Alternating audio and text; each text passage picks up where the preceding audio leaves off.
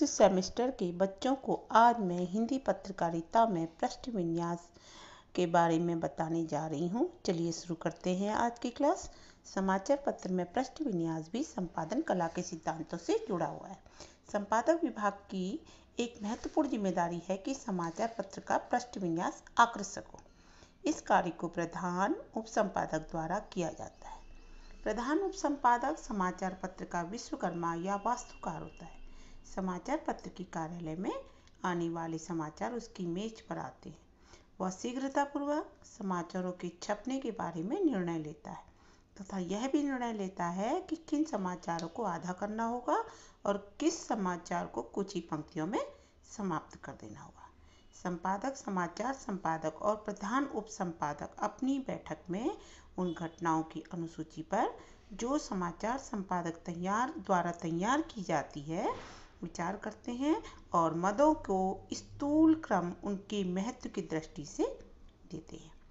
यह अगले दिन के समाचार पत्र की रूपरेखा होती है। पहले पृष्ठ पर और अन्य पृष्ठ पर जाने वाले समाचारों के लिए, चित्रों के लिए और अन्य सभी बातों के लिए कच्चे ढंग से स्थान नियत कर दिया जाता है।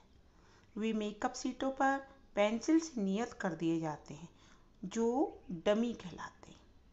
विज्ञापन का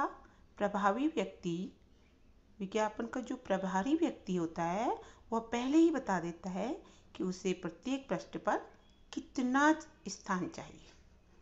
प्रधान उप संपादक को समाचार पत्रों के चित्रों के उपयोग की रूपरेखा बनाने वाला कलाकार भी कहना चाहिए। उसे चित्रों का चयन तथा ब्लॉक का आकार तय करना होता है। वह चित्रों के शीर्षक भी निश्चित करता है।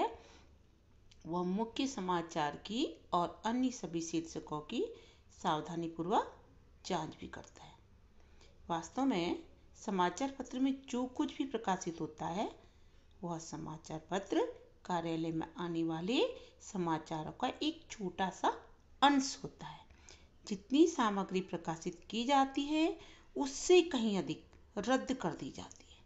उप संपादक को शीघ्रता और कुशलतापूर्वक यह निश्चित करना होता है कि कौन सी सामग्री रद्द की जाए और कौन सी घटा दी जाए, कौन सी समाविष्ट की जाए और कितनी की जाए। यह कार्य समाचार पत्र की पृष्ठ संख्या को ध्यान में रखकर भी करना होता है। प्रत्येक समाचार पत्र में सर्वाधिक और सर्वोत्तम समाचार के लिए मुख्य पृष्ठ होता है।